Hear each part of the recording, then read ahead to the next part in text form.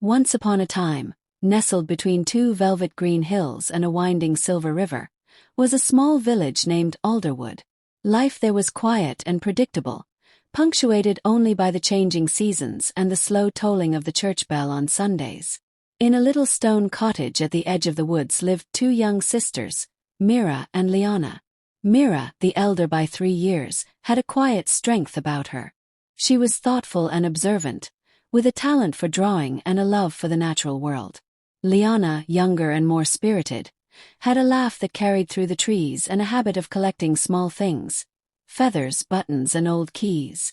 Their parents had passed away when Mira was 12 and Liana was 9, taken too soon by an illness that swept through the village that year. But the sisters, rather than falling apart, drew closer together.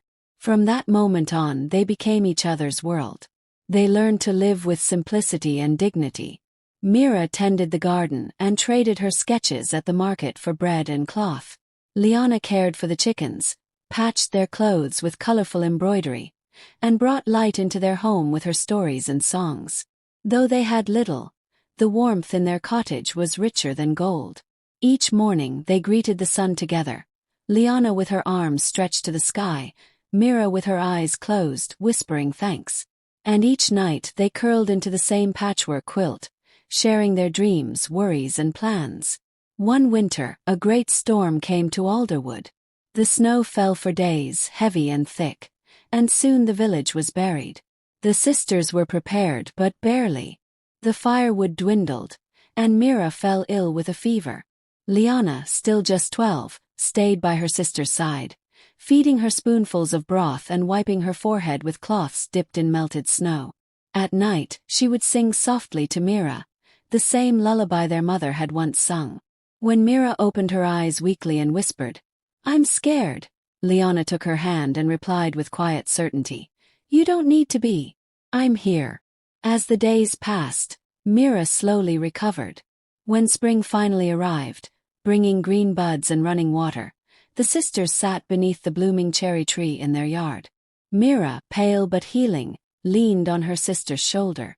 "You took care of me," she murmured. "Like you've always done for me," Liana replied. That year, their bond became something even stronger, a quiet, unshakable trust. They spoke less of their pain and more of their dreams. Mira wanted to open a small art shop. Liana dreamed of starting a school for village children.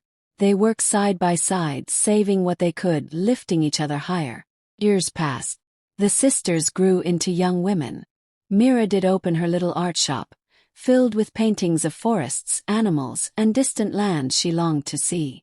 Liana's school began in their home, with 5 children and a blackboard Mira painted by hand.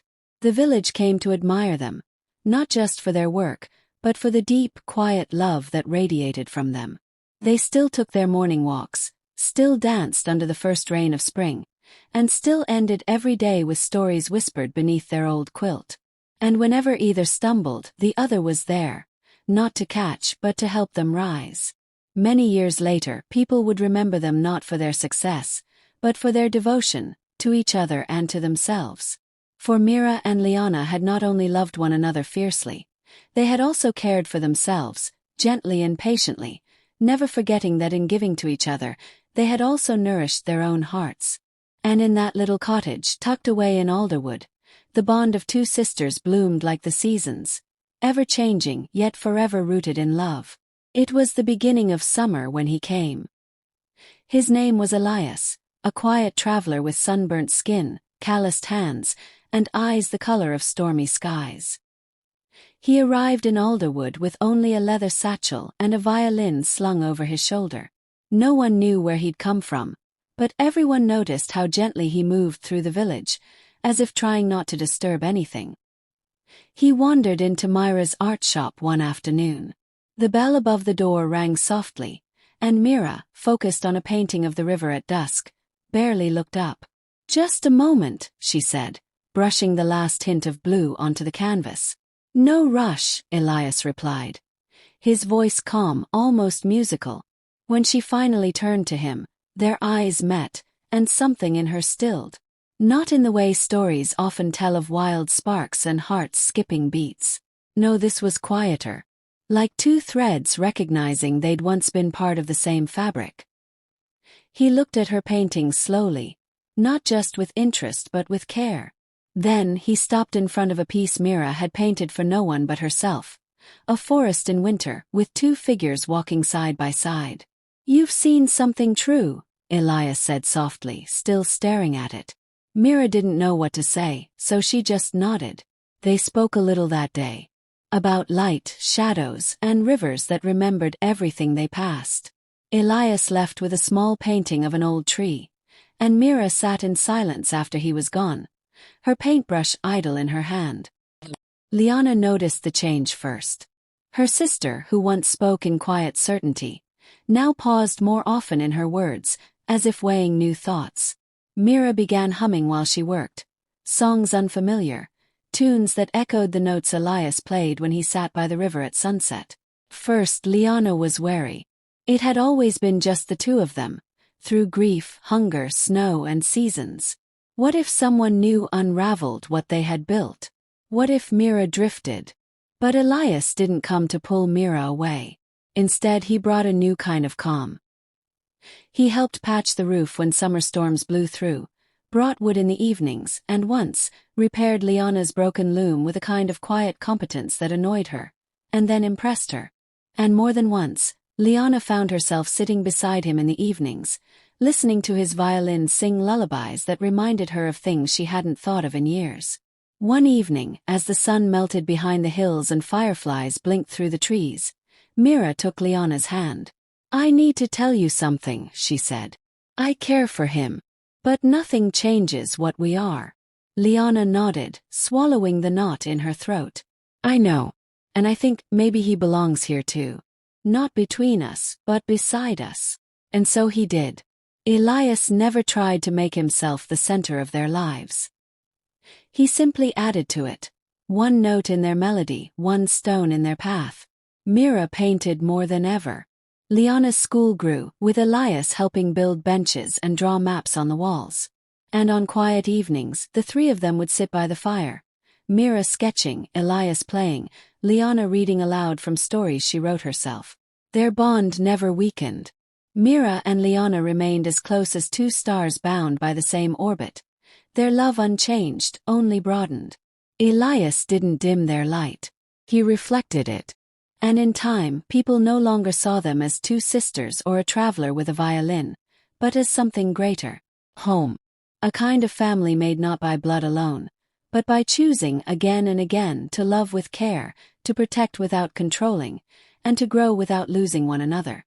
And under the cherry tree in their garden, now larger and fuller than ever, 3 names were carved into the trunk, not stacked, not tangled, but side by side. Mira, Liana, Elias. Many years passed.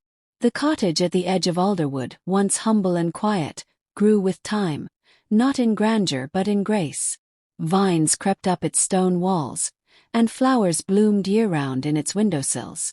The cherry tree in the garden had grown wide enough to shade the entire yard, its blossoms falling like soft snow every spring.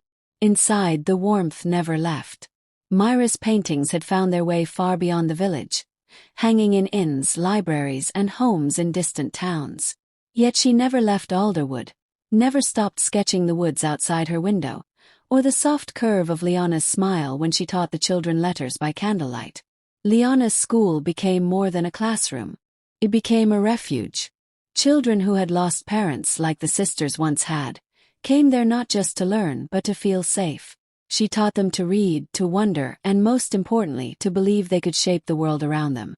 And Elias, always steady, always listening, played his violin through every season. He composed pieces inspired by the way wind rustled the trees or how Myra's voice changed when she was excited.